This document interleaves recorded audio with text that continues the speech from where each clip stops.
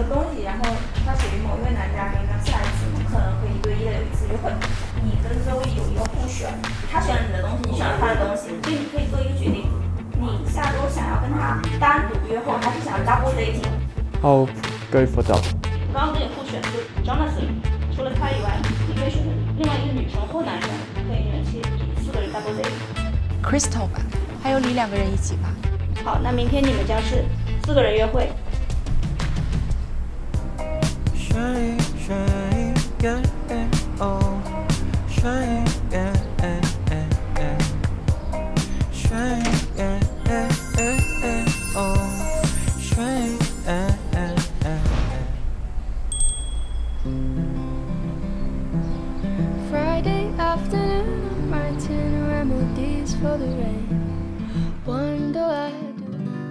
你们是那个选礼物的时候是知道是什么东西吗？不知道。知道谁是谁吗？不知道。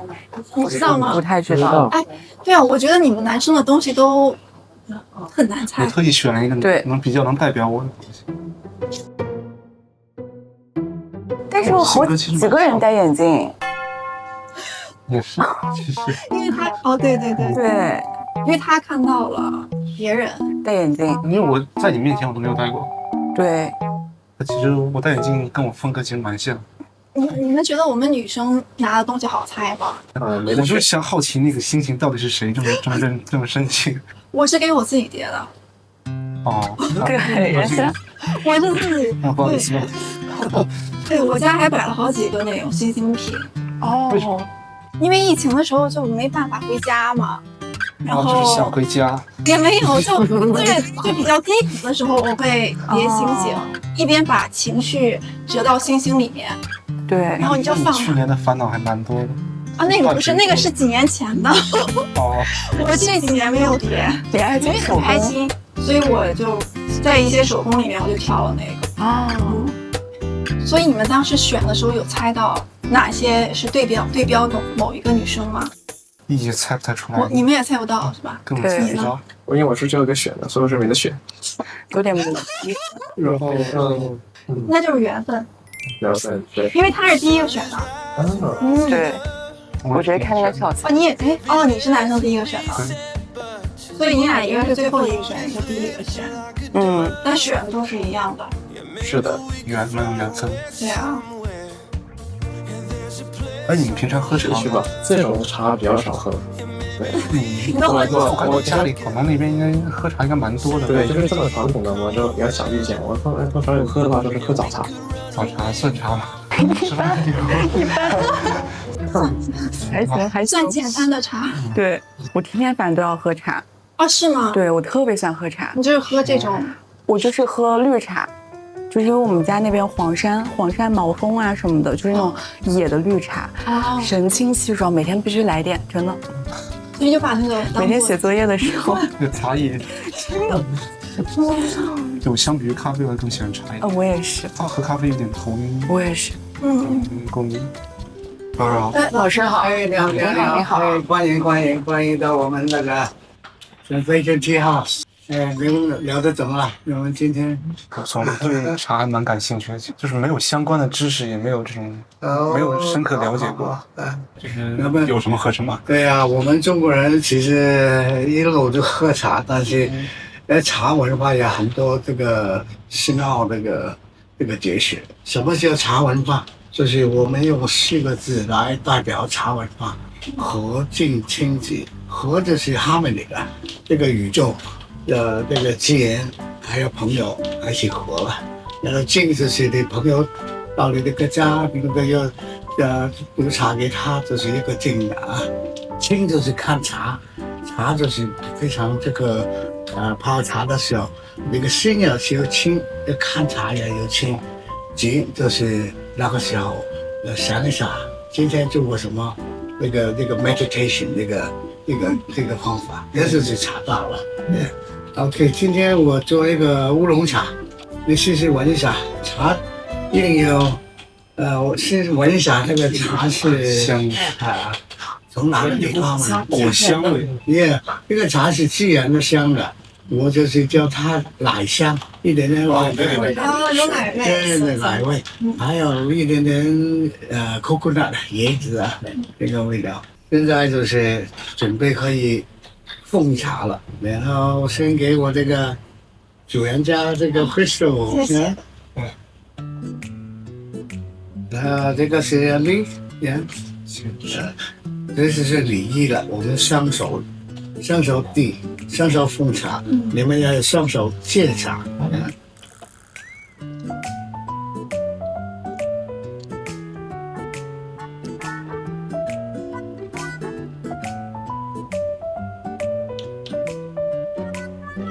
礼有什么感觉？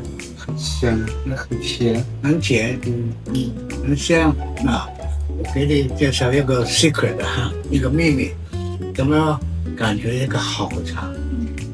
喝完3口，一个口一闭上，然后用这个鼻子来呼气，感觉就是你后边一个我们在追求一个回甘，他们这个意思就是这个茶在喉咙后面一个甜甜的味道。以前是茶很苦的苦涩，但是这个味道从苦然后会变甜的，好啊？OK。老师，我们夏天我们那边流行喝绿茶，因为是凉性的降火，然后冬天又是喝红茶，就是暖，对于女生的喜好。对。那请问这个是寒性还是热性？这个算绿茶，还有一点寒的。哦，这有点寒凉。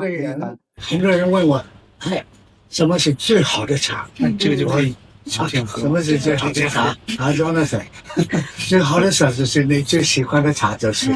对。所以好了，现在 Crystal， 你可以帮我一下吧。好。那个你煮的茶都是8分茶 ，OK？ 放在给他们吧，好吧？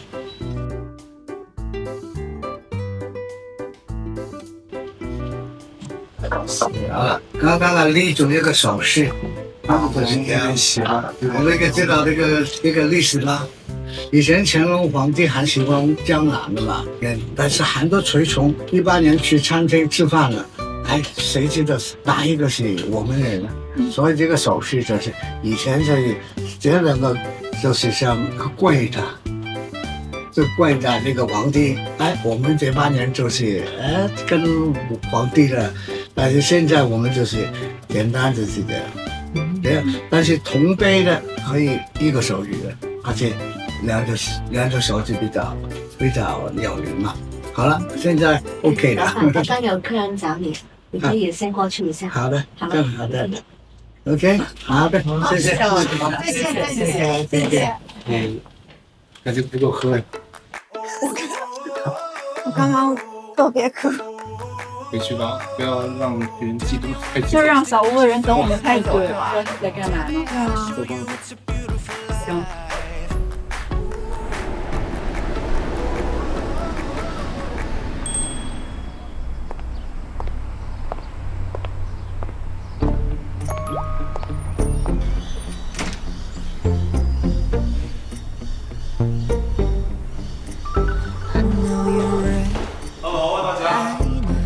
Hello. Sean, Jonathan Lee 不是 Lee。好了，我是 Oscar。Nice to meet you. 你要不要坐这边？对，我坐这边啊。都可以。这个凳子，你随便。OK， 这原味吧。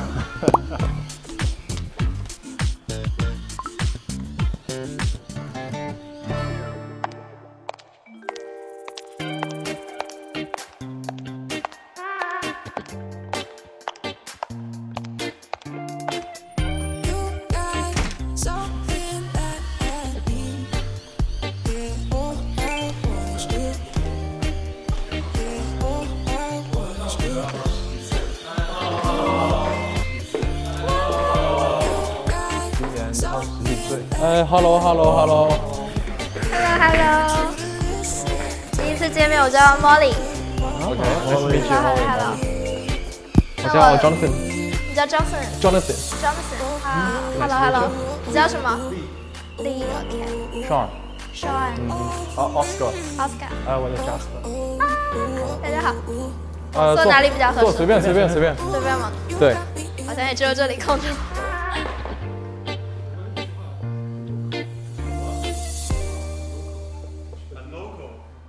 你在上学还是上班？我在上学，但是我现在有做兼职。我现在对，我现在是在新南读的 Master， 是 Financial。我也是新南的，我们同学啊。我是 Financial Analysis。我是 Computer Science 的。学这个专业的都很聪明吗？我聪明吗？你觉得我看起来很聪明吗？看着就很聪明，学的专业更聪明。哎呀，那谢谢你了。然后我现在也有在就基金公司实习，在 Chatswood。Hello。我刚刚在房间里。你好，我是 Crystal。我是 Oscar。Oscar。你是？我叫 Molly。Molly。你叫什么？我 Crystal。Hello。你们今天去喝茶了是吧？对。你们很有意思。你们在小屋怎么样？我们没干什么。你们在小屋有非常想听一下你们今天去喝茶的故事。那不用告诉我，给你有记录再说。这么神秘啊？这么神秘。反正有意外的事情。那应该是有故事，对吧 ？Jonathan 要不要分享一下？哇，敬请期待吧。暂时没什么。到时间的时候大家就可以分享了。对，你们在小屋咋样？蛮好的，我们睡到中午。你们下次想就是跟女嘉宾约会吗？就是嫉不嫉妒我吧？你那必须嫉妒你，那太嫉妒了。我们早上起来聊了一早上，你们到底在干嘛？为什么没有我们？会发生什么？为什么没有我们？是。所以你们是几个男生待在一起的吗？没有，他们今天有人去 double date 了。谁去 double date 了呢？你们是吗？你们两个？你猜？你觉得谁有 CP 感？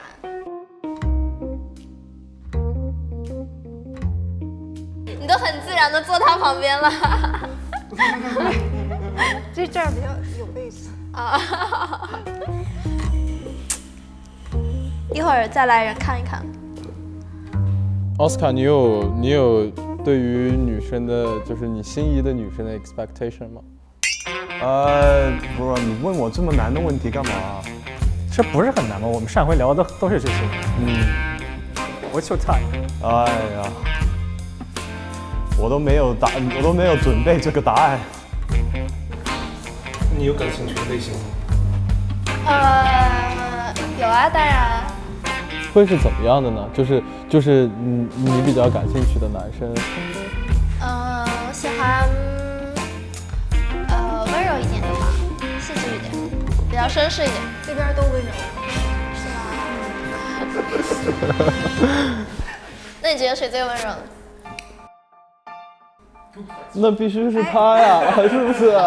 没有，我觉得因为我不喜欢温柔的。Hello， 不好意思来晚了。Hello， 坐，随便坐，咱都哥们儿。Hello。Jasmine，我叫 Molly。Hello， 我叫 Oscar。你呢？哇，你们全都看着我，你是很等待我的答案呢。我们都知道彼此的答案了。就你现在比较好奇谁答案？对。我也这么说吧，就温柔，可以合得来就合得来。什么东西合得来？哎呦，要一个垫子吗？需要一个垫子。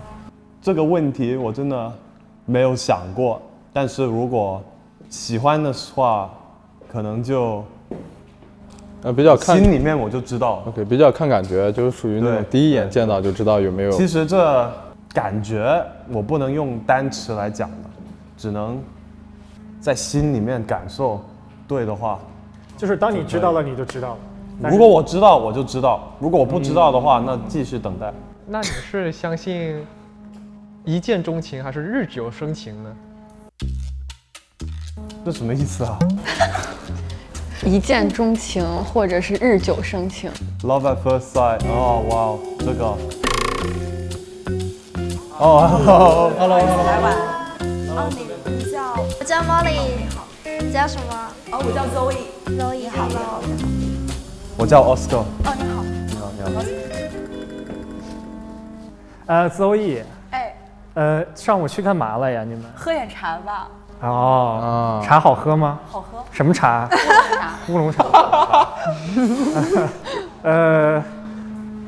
配菜是什么呀？没有菜，光喝茶了。我说聊天聊的是什么呀？你猜。我们在小黑屋里，我们特想知道你们去玩啥。对呀，你们在小黑屋里聊啥呢？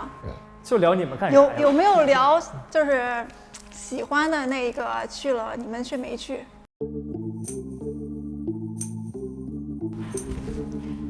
有呀，但是不能说嘛，对吧？对。既然你们不告诉我们故事，那我们当然不能说我们在小黑屋里面说的谁呀。所以说，你们上次有没有猜到物品啊？没有哎，我们都没有猜对。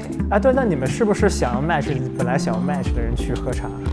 肯定啊。哦 ，OK。我特想知道，就是大家上一期我们在选那个信物的时候，是凭什么？凭感觉？对。就这个感觉是心有灵犀，对吗？哎呦哎呦哎呦哎呦哎呦 ！Attraction。对。啊，你们上回有没有猜到我们的星座和 MBTI 啊？没有。我们上次猜错了，我们猜对了2个，就没有一个人对。那你们本来猜的谁是谁的？对，咱们这两位还知道吗？对。但新朋友还不知道啊。哦，对。你们什么星座的？你的星座是？我星座好像是巨蟹的。你好，巨蟹。你好像。6月27号，应该是巨蟹吧 ？ENFP。ENFP 叫什么来着？快乐小狗。快乐小狗。那你俩不是一样吗？你俩一样。我们3个都一样。哎，那 Molly 的星座呢？我是摩羯座。摩羯座。对。MBTI 呢？我应该是5年前测的了吧？应该是 INFP。小蝴蝶。啊。OK。这每16个 MBTI 都有动物的吗？不是，它有一个。不是动物，有一些对，不是动物，可能只是类似于一个昵称。小蝴蝶可能形容这个人比较脆弱。然后之后你是什么星座？金牛座。哎，那我们都是土象星座。是的。对啊，你和我妈妈的星座一样。和我妈妈的星座一样。是不是还有一个女生？啊，是不是还有一个女生？没有，应该没有了。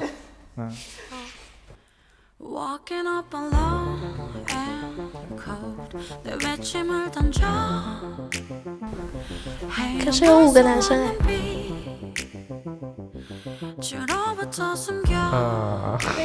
怎么没有你喜欢的吗？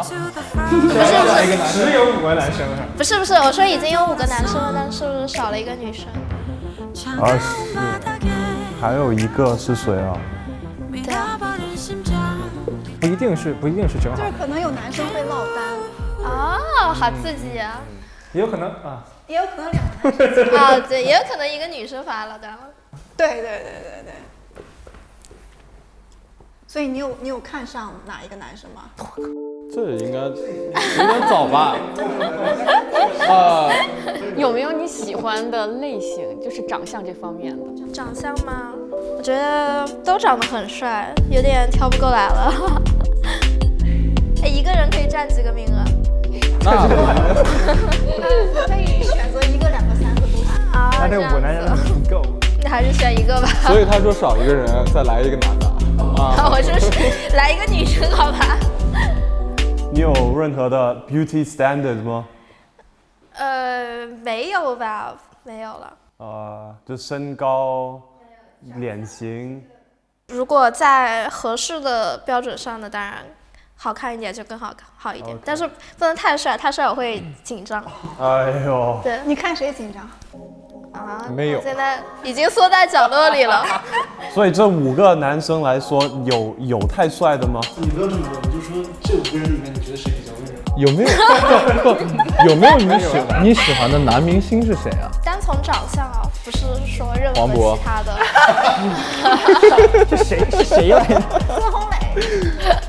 我觉得像吴磊、杨洋这种帅一点。我觉得他长得特别像陈飞宇。你们知道是谁吗？我知道。知道，Arthur。Arthur 请坐，Arthur 请动快。有一点像，有一点像。对，他撞了好多明星脸。对。那你呢？有喜欢的女明星吗？Blackpink Rosé。我感觉 Molly 的风格还是喜欢的风格还是差不多的，就是那几个风格，是吗？我吗？对。我喜欢的男生的风格，对，我也觉得是，就是阳光大男孩，但是又得有那种霸总的那种感觉。又温柔又凶。哦，我俩撞款了。你俩撞款了。你俩同款了。那个谁，Sean嘞？啊？你喜欢哪个就是类型的？我好像没有喜欢的女明星。他可能不是看外表喜欢某个人，看感觉。哎，就如果感是什么东西会造成感觉呢？我觉得可能从心理学上来讲，可能越接触越密切的人，会产生好感的几率会大一点。我觉得感觉这个就是在特殊的时间、特殊的地点，给了你不一样的感觉。我觉得就是磁场问题吧，就2个人磁场相同，他就会有那个特殊的感觉出来。我之前就是一眼定生死，我就是看一眼我就知道喜不喜欢类型，可这个男生能不能，然后能不能在一起就看男生的了。那Zoe嘞？成熟稳重的外表，我觉得就是看感觉吧，没有什么特定的审美，阳光一点。为什么不说话？我本来就比较安静的，是个聆听者。所以在座哪个男生数学好 ？Computer Science。Computer Science。其他人都是文科生是吗？那我也可以好一下。你要，没有你说什么？你要考我？我说我也可以好一下。考。哎呀，他真的很想接受挑战。我没有说这要接受挑战。他想炫耀一下他的知识，迫不及待了。你是想说你想让我 CPU 又要发动吗？是想问题吗？哎，大家聊得很开心啊！那我给大家介绍一位老师啊，我们这位是 Miss T， 她是一个塔罗疗愈师，大家都知道塔罗牌吧？知道。然后我们今天让 Miss T 来给大家玩游戏。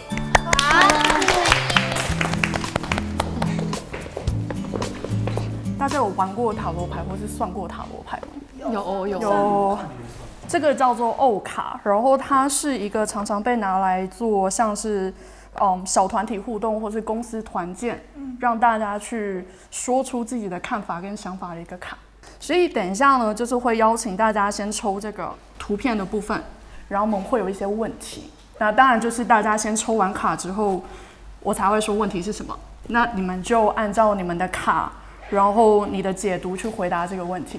然后第二个呢是它的框框有一些文字，我们会再抽这个文字的卡。那你把这个图片跟文字组合在一起，看你的答案会不会有改变？好，有兴趣吗？有啊，当然。可以哈。好，那我们就先把牌这样子摊开在这个地方，先从我左手边开始抽。好，你可以先抽这个图片的卡。对，然后我再抽一个这个是吗？对，再抽一个文字的卡。对。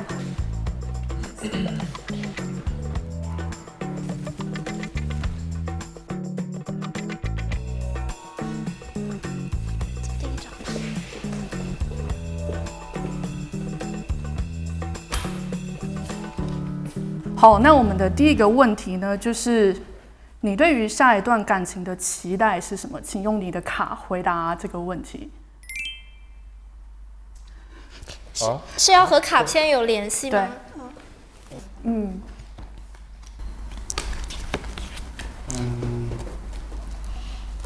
没有生机和毫无结果，就是看不到头，一定会结束。这是你对下一段感情的看法吗？可能是。好，那如果加上外面的文字，你的答案会改变吗？我觉得更具体了。更没有结果是吗？好，下一位，请问你对下一段感情的看法是什么？我的卡是这样的。那个是什么东西啊？应该是金钱。比较像金钱，然后这危险。危险，这就非常具体了，这个就非常具体了。不要为了钱放弃人。到底什么含义呢？我不太懂哎。钱跟感情之间有什么关系吗？对你来说？不要为了钱放弃你的女孩。这种场景应该不太容易发生。不要为了一个女孩花太多钱。是吗？是这个意思吗？为什么危险呢？所以你看着你这个牌的意思就是不要为了，因为他说危险吗？警告我吗？非常的具体。他是警告你说不要为了一个女生喜欢你的钱，不要为了追一个女生盲目的花钱。没有问题，你可以坚持。反正总而言之，不能给女人花钱。那倒不是，这是要适量的。不能太恋爱脑。我觉得还挺符合你的那个消费观的。哦，是吗？对呀，对，他会存钱。他的那个文字是啥呀？危险。你的题很危险吗？有没有可能叫你不要存太多钱？存太多钱很危险。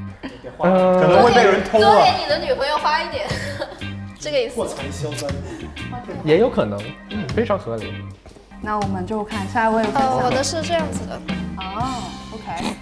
是有2个男人走到不同的边，然后上面字是奇妙。对，可能是2个人分开也不一定是不好的，就是各自可以经历更多的事物，然后在汇合的时候有新鲜的感受吧，可能。讲得好，讲得奇妙。对。OK， 我的这个是女人，然后有至少一个房子，然后一个铲子。这个让我想起来什么的话，可能就是不要让女人做所有的家务。我还以为是把你的妻子杀掉之后埋在后院。哇，那你这可以埋在后院里。我想的是不要被人挖墙脚。你这个有点东西。这个有点道理，有点。好了。OK， 到你了。好，我这个是一个草原、蓝天，还有太阳。然后卡片上面是聪明。我觉得其实挺妙的，因为我的朋友圈签名就是生活晴朗，心怀感恩。然后这一个呢，我觉得这个田野和蓝色的天空就代表我自己的生活嘛，就是每天都很晴朗。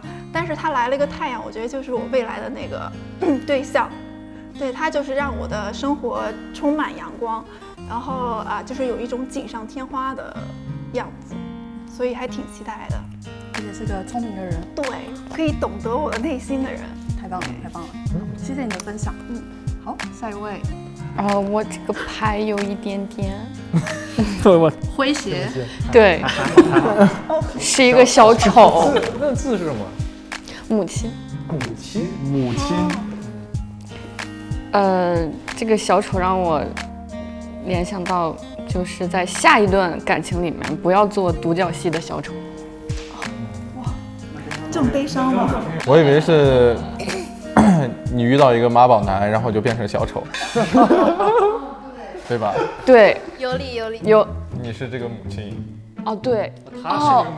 对，你说的没有错，不要再给一个男孩当妈妈了。我的是就餐桌上，然后有一份 dinner 吧，然后字是消除。就是我光看这张图的时候，我可能的期待是温馨，但是就是如果我放在这个框里面的话，我会感到一种孤独。还得是你。那个什么？是的。我是一个驴吧，驴驮着一个重物在沙漠里面走，然后我的字是道歉。然后看到这个图，我会觉得就是老骥伏枥，志在千里，就是我会感觉是一个你需要对于这个关系你要有一个责任和担当，就是好好的去经营，让它慢慢的往前。但是这个过程中可能会有一些困难，但是你也是可以收获很多不一样的美好。我感觉，对。谢谢你的分享，谢谢。哎呀，我这个叹气。我这个图片是一个死胡同，然后上面写的是谎言，不要因为谎言让自己陷到死胡同里。应该是这样。谎言筑起的南墙，就是谎言，对。诚实是一个非常重要的美德，在感情当中。那当然，就是如果你已经到了尽头，代表说会有个新的开始嘛。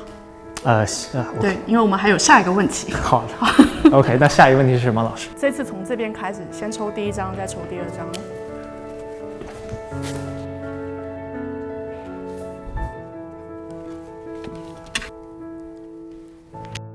我们的第二个问题是，你对自己接下来半年到1年的人生规划。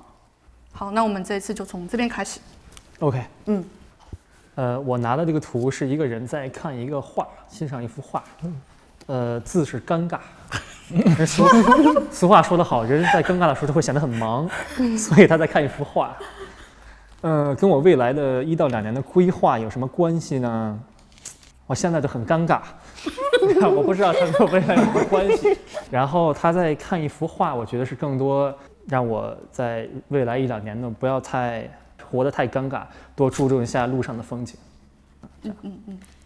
我是因为列车上有个人，然后我跟他告别然后字是男性。对，男性告别。我的规划其实就是，你不能说跟过去的自己告别吧，我觉得就是稳定自己的内核，投资自己，我觉得很重要，就是不要太把目光聚焦于你身边的环境、身边的人，就是让自己内核更稳一点。其他的我的是一个农民在播种，然后这是个白板没字儿。对，就是这什么都没写吗？对，哎呦，对，这就是王牌，你可以自己创造。对，所以接下来1、2年，你应该会有很多的机会去创造出不一样新的东西，然后那些东西可能是你现在都还不知道的，会有很棒、很精彩的不同的事情可以发生。谢谢老师。没事。好，我的这个牌呢是一个人站在墙的边上，然后字是裸体，然后和我的规划呢，确实我目前的规划也不是很清晰。没有关系，这个其实就是一个很好的起点。对，要一切都重新开始吧。我们先好好的把自己搞清楚。对。我的是一个背景板，然后上面有一个弯曲的线，然后字儿是顺应。我觉得这个也挺妙的，因为我喜欢的颜色就是红色和蓝色，然后我一直戴的也是红色和蓝色，然后我觉得这个线就跟我们的那个生命长河一样，它有低谷，然后它也有高峰，所以我觉得它就是建议我在未来的1年里顺应所有的变化一切都是最好的安排。对，很棒，谢谢你的分享。我这个上面写的哀伤，然后图上面就是一个人正在潜水，然后有一个钩钓鱼，可能他告诉我不要去收太深的东西，一些你不应该知道的东西，这样会让你哀伤，这是我的理解。我的这个是一个壁炉，然后旁边的字是习惯，这是一个让我觉得非常温馨的场景，就希望在我未来的规划里可以将这样的温馨的愿景投入到生活，可以让它成为我习惯的一部分。哇，这就有点尴尬了。我抽到呢，我抽到呢是我的字是开始，不过我这图片是一个倒水的动作，花钱如流水，开始花钱如流水。我确实想了半天，我都暂时没想出来这2个字有什么关联。他可能是想告诉我要开始有所动作，不过这动作代表有什么呢？就是水，其实在牌或者在这个世界里面也代表着感情。开始一段新的具体的感情，或者是考虑事情的时候可以稍微感性一点。又学到了，谢谢老师。我的是一个门词，打开门。我觉得对于未来的计划，我只要开门，面临着更多的选择，我有更多路可以去做选择。开门。对，然后它就是配的另外一张是喜悦，就是我认为就是无论这个事情是怎样的结果或者困难，它这样的磨练可能对我来说是一个很高兴的事情。然后我们来抽最后一张牌，然后我们这次只抽小的图的牌就可以了。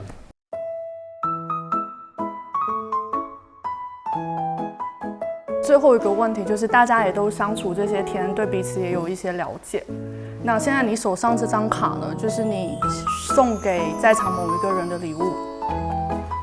你把它送给他，然后对他说一段你想要说的话，大家酝酿一下。可以选择你吗，老师？谢谢，谢谢你今天陪我们的时间。可以，然后再选一位女嘉宾。谢谢。那要不你先吧。我有点选择困难症，不好意思。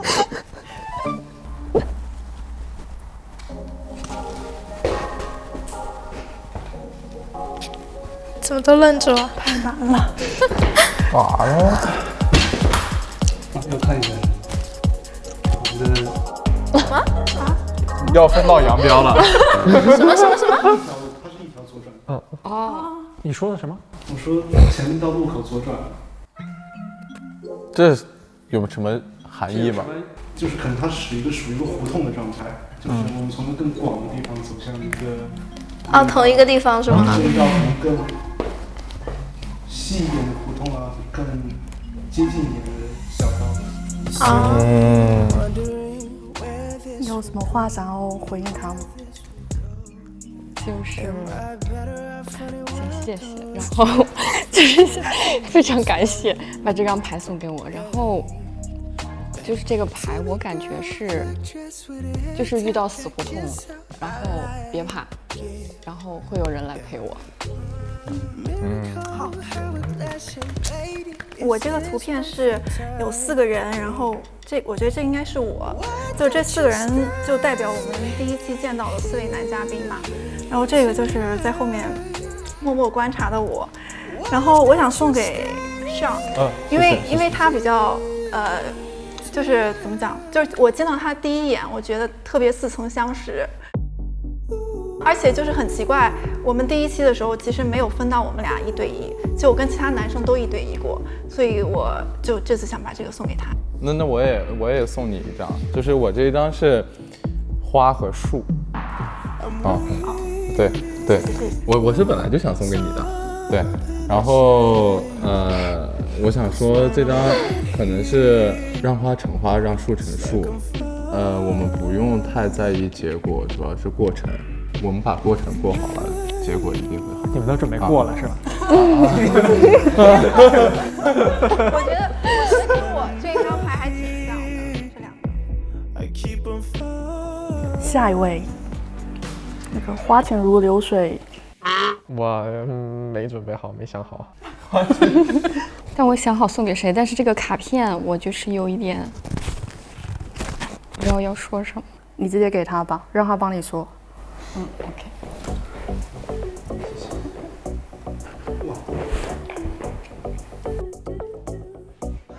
叫是什么呀？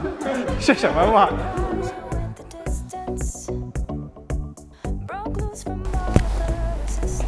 我们可以脱离群体出去走走。刚好印上你们的那个左转弯，2个人出去走走。好的。然后我想送给新来的女嘉宾，我感觉她非常的 energetic， 然后给咱们这个团体带来很多新的能量。那我这个图片就是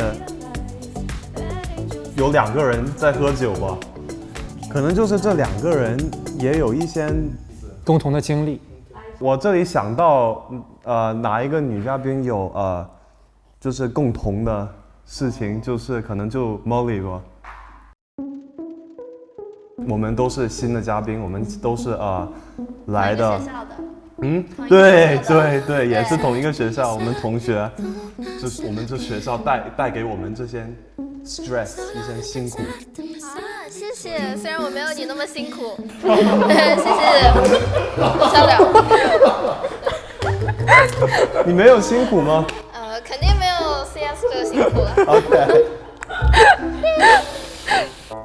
来吧，那我选择。那我选择送给周易吧。在这时候认识你也只是一种缘分吧。没有。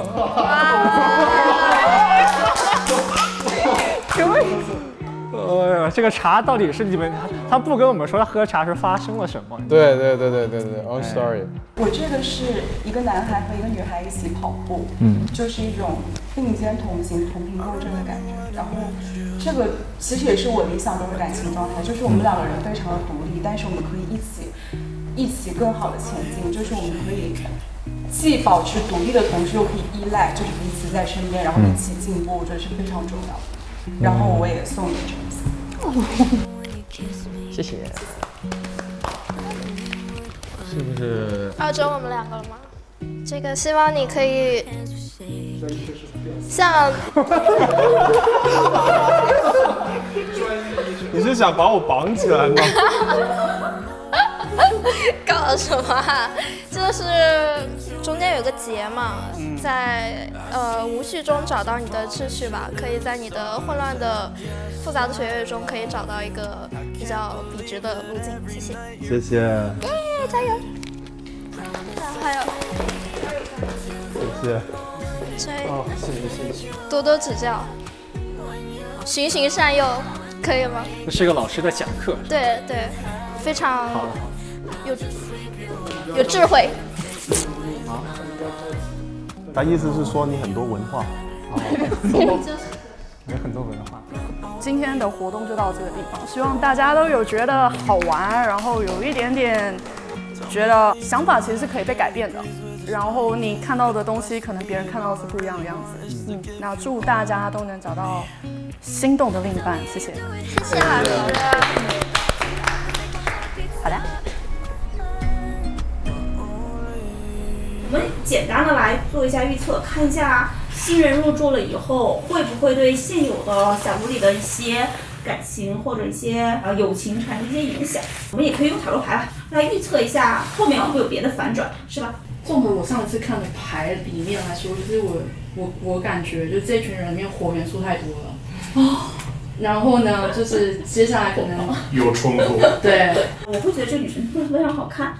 但是呢，来报名参加的男生每个人都不会，因为我问过每个男生和女生嘉宾，他们对于这个对方的要求，没有一个人说外貌，就是这是让我非常惊讶的，就没有人在外貌上提出要求，所以我就觉得很好奇。但是这个女嘉宾明显长相非常的讨喜。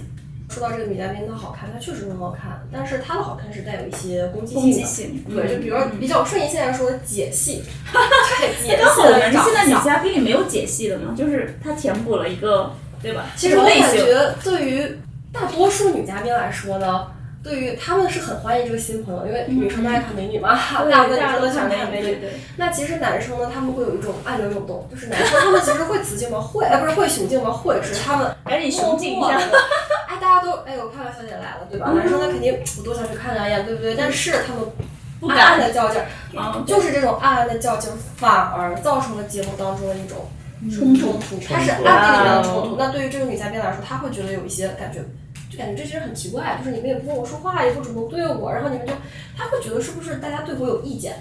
OK， 对，那其实女嘉宾因为她本来就是新来的嘛，是不是就是也融入也会比较慢一点嘛？这个是非常我的预判啊。当然他的性格其实他可能本身并没有特别的想要去融入，或者说他属于那种被动的，就是可能有的人他长得很高冷，但是他其实内心是非常的火热的。对，然后对，那对于他来说，其实他也不太好拿捏这个尺寸。那其实对于其他人来说，就是大家好不容易刚熟悉了，然后这个时候突然来了新嘉宾，既有好奇，但是更多的可能有一些担心，也不知道说去怎么相处。就比如说像女生相处当中，包括就是所有人吧，不是说女生相处当中会有一个问题，就比如说咱们俩原本是好朋友，对吧？假如说我跟缇娜姐原本是好朋友，然后结果呢，她突然来了一个新朋友，但是可能我们俩的本意都是只是想拉这个新朋友一起嘛，就是不要孤立他了。但是可能我就会想，我说为什么你叫他去上厕所，不叫我去上厕所，对吧？那但是对这种事情其实怎么说呢？就是大家都是女生的小心思，其实不能说男生女生小心思，我觉得就是人类的小心思。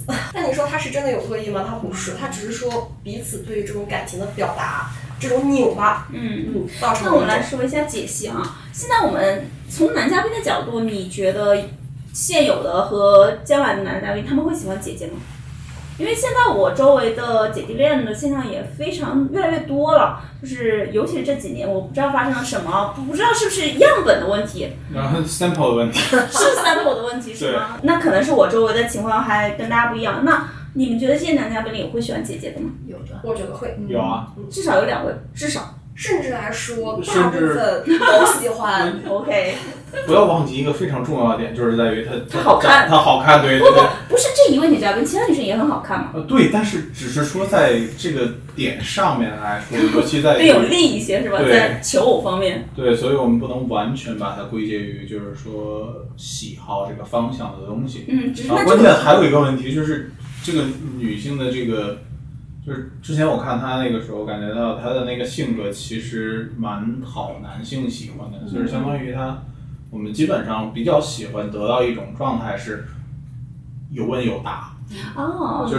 就是问答当中，它是一个正向交流的状态，而不是一个说，比如说我问你今天心情怎么样，你跟我说你吃了顿饭，啊，这是经常性的交流性失误是出现的。但是在这个女性的她这个交流的方式当中，她是非常直线的，她是可以直线的回答各种各样的问题的。那在这种情况下，她得到的这种就是说我们所说的青睐啊，或者说这些方向会更多一点，因为毕竟偏向于她更加的亲和力是吗？亲和力更好一点，她展现出来的状态就是我没有隐瞒什么东西，我非常平和的去和你展示我所有的状态。那在这种情况下，它确实会吸引更多的人，因为毕竟谁都喜欢和一个比较真诚的人去相对相处。而且如果真诚的人还好看的话，这个就是加大分了，是吧？加很大的分，加很大的分。其实我感觉我们在选人的时候，我可能会有一个私心，就是我会希望大家就是把这个感情问题我们在现实当中面临的，我不希望大家看的就是那种双脚离地就我非常的和和美美，每天就是对吧？白雪公主和白马王子的故事，我会希望大家生活中可能出现或者说已经出现的问题能够被看到，能够起一种正向的引导，就告诉他们怎么解决。是的，其实我们选 Chloe 上节目也有这个私心，因为我觉得她是有问题需要被解决，但是我们不觉得她能找到合适人帮她解决她的这些，不管是原生家庭还是性格方面的一些问题，所以我们想的是。我们不知道我们能不能帮他解决，所以说把他选来做节目也是一个观察，因为可能会让观众也有一些对他的正向和负向的评论，他也能够看到一些别人的声音。那我们就预测到这里。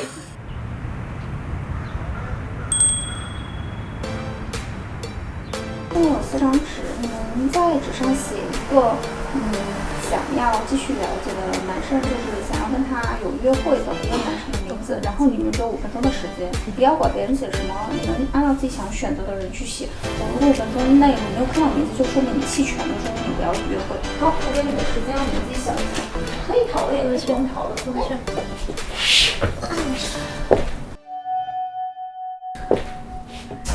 你们是本来就有约会的是吗？什么约会？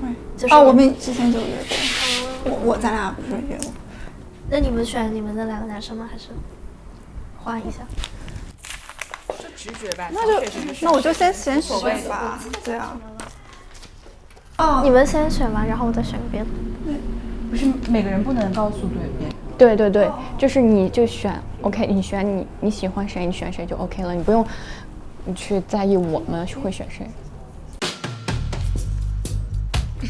哦，我不看。好。你先写吧，让我想一会儿。我秃头啊，我是写完了再看你，我不看你。不是你们来，你看。哎，我直接写吧。我。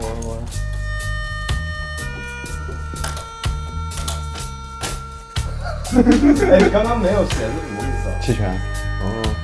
可是我觉得就是你知道那个大张的对，我觉得得看这个人，就是我写了，不会选成吧？我觉得我没关系啊，你选成了。那我们统计了一下大家的结果，因为我们现在的莫莉和现在的奥斯卡，他们选的人是不可以拒绝的。你早说这话呀！莫莉选了 Sean， 好笑也选的是莫莉，但是奥斯卡选的也是莫莉，但是莫莉也不能拒绝，所以明天是你们3人约会。有没有告诉我？3个人，所以你们是3人约会。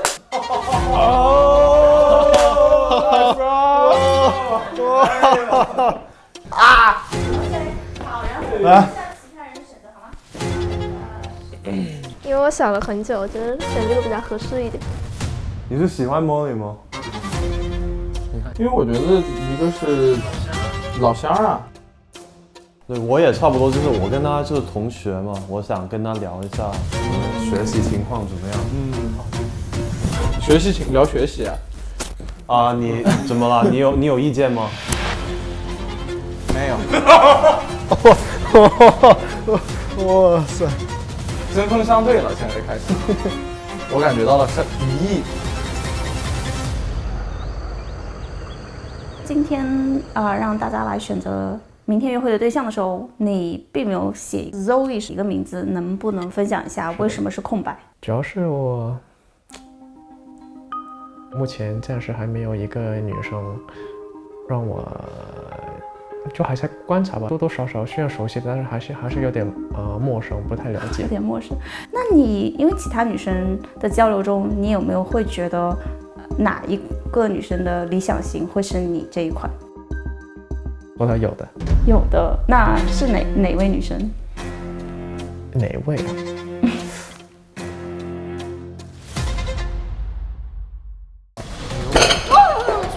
咱们这个节目的玄学成分就出来了嘛，这很可怕。岁岁平安。哦，你还没事吧你？给它夹到手了，给它冰敷一下，行吗？很疼吗？不卖关子了，就是今天晚上会有2位男生要去拍。2位，是不是有人针对你啊？